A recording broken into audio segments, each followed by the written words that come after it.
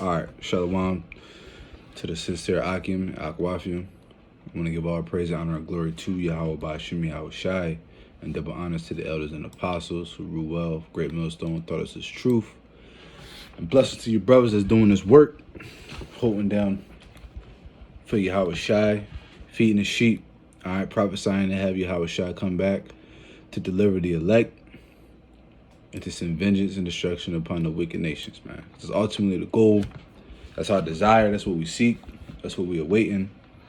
And, that's what we wait patiently for every day.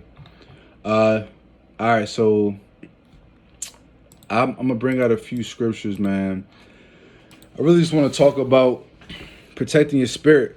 In these times, we're starting to see a lot of things happen in the world. We're starting to see a lot of spirits going to and fro, and and these spirits and these vibrations that's out in the world are starting to take a toll, on a lot of people, specifically, the people of the world, where they're starting to get bugged out and they're starting to get weary. And people feel like, you got a lot of people who believe that the world's coming to an end, but they have no knowledge of the end, right? They only know what they've been told. They only know what they've heard in stories and, through Christianity and things like that. But they don't really know the understanding, and they don't know that the day of the Lord ultimately is a day of destruction, bro. It's ultimately a day of sorrow and mourning. But basically, in these days, you have to really protect your spirit. And what that means is you have to ultimately, as the scriptures say, and I'm gonna bring it out, you have to put on the full armor of the Most High, right? Now, what does that look like? Putting on the full armor of the Most High is ultimately, in general, it's basically having a protective layer or a protective spirit that's upon you that basically protects you from the trickery, from the seduction, from the deceit that the devil, our adversary, right? The spiritual adversary, Satan, he has spirits and energy and vibration that's out in the world in the form of many different things. Satan will use anything that he can against you. Whether that's of your own temptations, because we know that the Most High does not tempt us with evil. We're drawn by our own lust. And Satan will utilize those things against us. And, being in the flesh, it's inevitable that we're going to fall, right? It's inevitable that we're going to fall, right? But the scriptures say a just man falls 7 times. It's not about how you fall. It's about how you get back up, okay? It's not about the fall. It's about how you recover from the fall. And based on the level of protection that you have in your spirit depends on the severity of the fall itself and how easy it is to recover from that, and whatever that looks like for you. But the importance of it is, we have to be in a spiritual mind frame on where we're surrounding ourselves with like-minded brothers. One, because having brothers and utilizing the brotherhood is very important because it gives you an outlet, right? It gives you like-minded men. We've gone over, I'm sure everyone knows Sirach 37:12, where it says, be continually with the godly man, right? And the reason why is because a godly man, someone who is of a like mind, is going to be able to understand the shit that you're going through, right? He's going to be able to understand the shit you're going through, right? Keep it simple. Whereas people in the world are not really going to get it, okay? People in the world are going to look at things from a carnal standpoint, from a economical standpoint. They're going to look at things from a worldly standpoint, ultimately. It's going to get better. God has a plan for you. Just bounce back. You're going to have a blessing. But they say these things, and there's really no context and no knowledge behind it. But a brother like myself and yourself watching this video, you're going to be able to talk to a brother and really understand where he's coming from. He's catching hell. He's going through shit that people in the world just don't really understand, man. Dealing with sorrow and depression, not necessarily depression, but dealing with sorrow and highs and lows, and this truth that we all go through, because the wickedness is just it's at an all-time high, man. You gotta walk down the street and you gotta see sodomites and drags and all type of shit, man. It takes a toll on a spirit, man, after a while, man. But the point is to be grounded and structured in its truth, to the point where you can see through the bullshit, man, and you're not going to be deceived, because if we're coming into the time when, as the scriptures say, that the Most High has to shorten the days, because if he doesn't, there shall be no flesh saved. And, Satan will try to deceive many, right? So let me grab a precept. Like I said I was going to do. This is Ephesians 6. And let's start at 10. It says, "Finally, my brethren, be strong in the Lord and the power of his might. Put on the whole armor of Yahweh, that ye may be able to stand against the wiles of the devil." Now, what's the wiles of the devil? Like I said, the trickery, the sorcery, the deceit, the temptation, the things that will ultimately drive you away from the spirit. Because we know that the spirit and the flesh are in enmity with one another, okay? The two coexist, right? They coexist, but they're like yin and yang, okay? You have the flesh on one hand, which is mortality, right? Which is subject unto death, which ultimately means it's subject unto sin. Whereas you have the spirit, where the spirit itself is life. It's immortality, if you will, because the spirit doesn't die, right? The spirit is energy, it's renewing, it's transferred. One way of putting it. And the spirit ultimately is willing to do the right thing, because when your spirit leaves your body and goes back to the Heavenly Father, you get back into your right mind. Ultimately, when you go back to the spirit where you're in your right man, you understand everything, and then once you come back reincarnated in the flesh, you're living out the lot in which the Most High has ordained for you, right? But us being in this walk, it's very important that we have a level of integrity, we have a level of power, because now, let me keep reading. So it says, verse 12, it says, "For we wrestle not against flesh and blood, but against principalities, against powers, and against rulers of darkness of this world, against spiritual wickedness in high places." And that's how you know that this armor of the Most High is not talking about a physical armor. It's not something that you can physically put on, okay? You don't just wake up in the morning and throw on your shield, your buckler, your chainmail. No. You wake up, you give all praise to Yahweh Shem Yahushua for waking you to see another day, for keeping you in the spirit, and then you pray for guidance, protection, mercy, and to be encamped by the heavenly angels, right?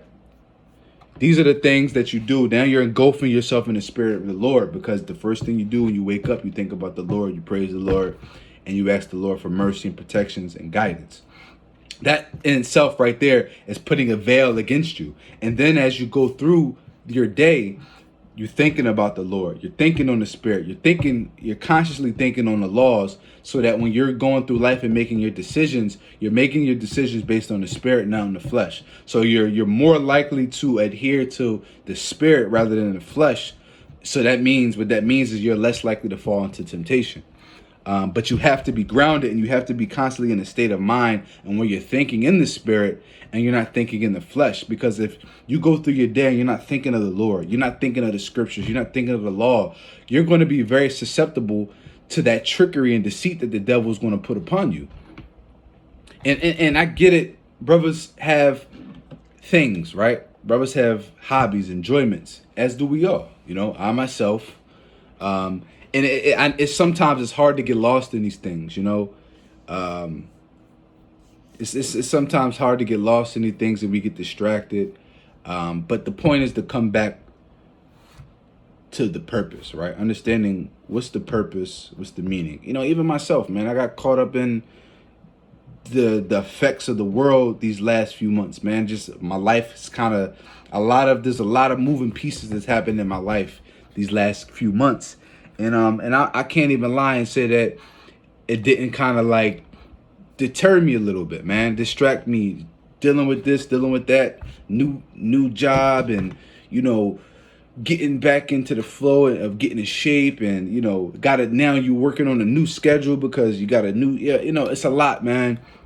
Trying to juggle everything, and what happens is when these things happen and you're not in a constant mind frame of understanding on what is important, what's the purpose at the end of the day. All these things can happen in my life, but this is the purpose. And sometimes you can get a little you can get thrown off track a little bit, but the thing about it is that what matters is that you catch it, you snap back, and you keep moving forward.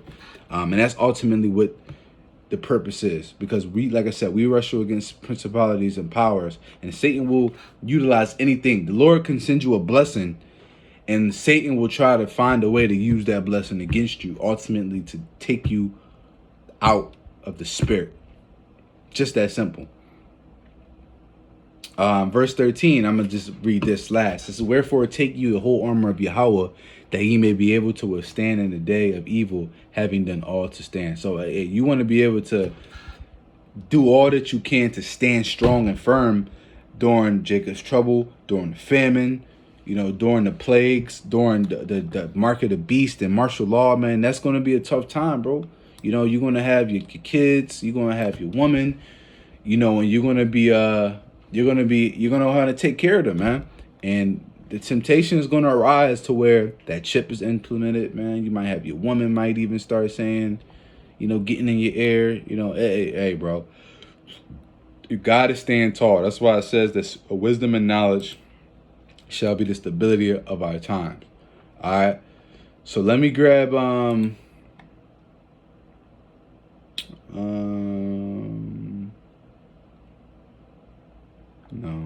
let me grab this in Ephesians 5. I'm going to jump down to 5. And let's see.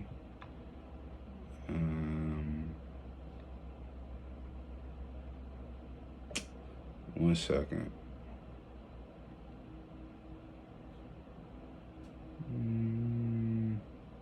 What did I look up? Hold on. Let me... One second. Okay, I got it. All right, so this is Ephesians 5 and verse 15. It says, see then that ye walk circumspectly, not as fools, but as wise, redeeming the time, because the days are evil. So you have to walk circumspectly. What does it mean to walk circumspectly? Well, what does circumspect mean? Circum, going into circumference, ultimately going into a circle, which means keep your head on the swivel. That's just put it in layman's term. Keep your head on the swivel, constantly be aware of your surroundings. And when I say be aware of your surroundings, I don't necessarily mean physically. Yes, physically, of course, because you always want to be on your P's and Q's. You always want to make sure a motherfucker's not trying to run up on you and assess a scenario, situation, make sure you're not in danger.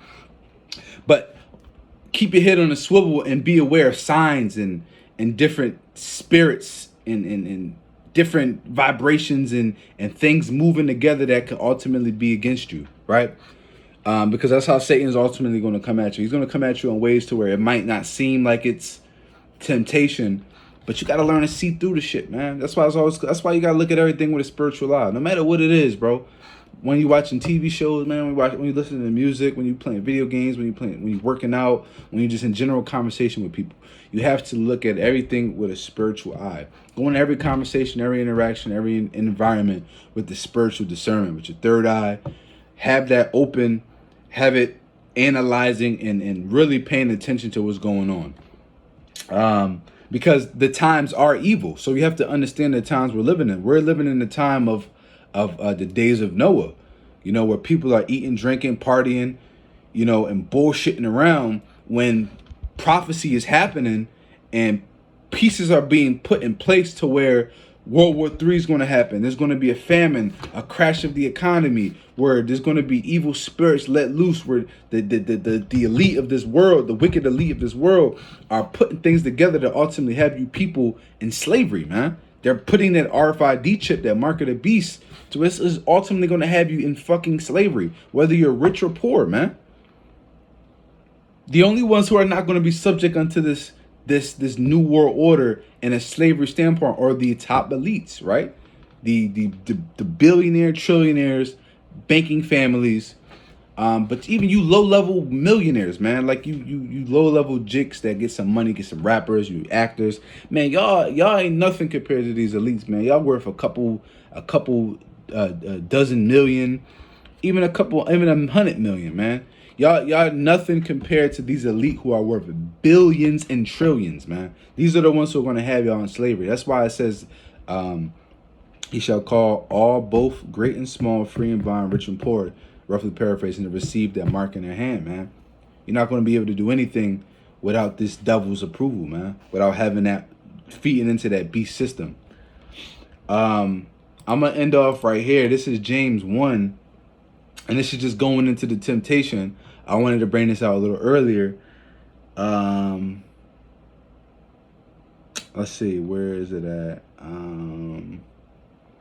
All right, so James 1, I'll just get to the point. It says, verse 13, let no man say when he is tempted that I am tempted of the Most High, for the Most High cannot be tempted with evil, neither tempted any man. So the Most High can't be tempted with evil, neither will the Most High tempt you with evil. Satan, on the other hand, will tempt you with evil, okay? He'll tempt you, he'll send a woman your way that's married, he'll send a job your way that's going to end up having you go against your morals. He's going to send people in your life that's going to try to turn you away from the Lord, whatever the case is. He might send you a woman that's single and ready for you, that's going to ultimately turn your spirit. Even your kids, man. There's no picks out here, man. You know what they say? All fear and love and war, man. And hey, we're in a spiritual warfare where there is no rules, man. There are no rules.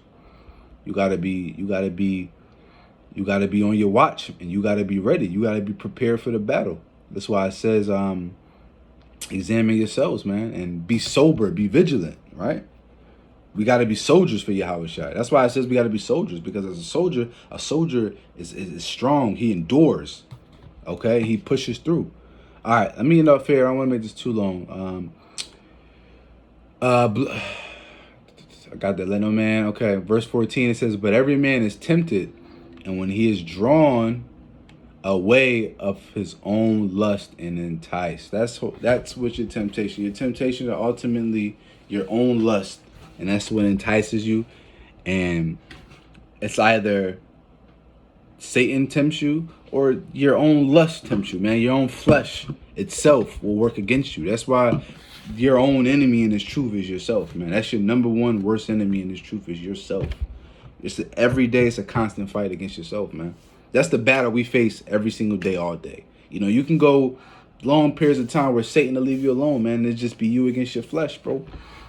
And you got to keep your spirit strong, because if your spirit ain't strong enough, man, your flesh will overtake. He will overtake you, and then you're going to end up going back into the world. You're going to end up being a bug out. You're going to end up going back and doing wicked shit, man. And ultimately, you're just going to be destroyed even worse, man. Because the scriptures say is that it's better to not have known the way of righteousness than have known and to turn back, bro. You know? So, hey, Lord willing, this video was edifying. You know, till next time, I want to say Shalom and Baba Ball.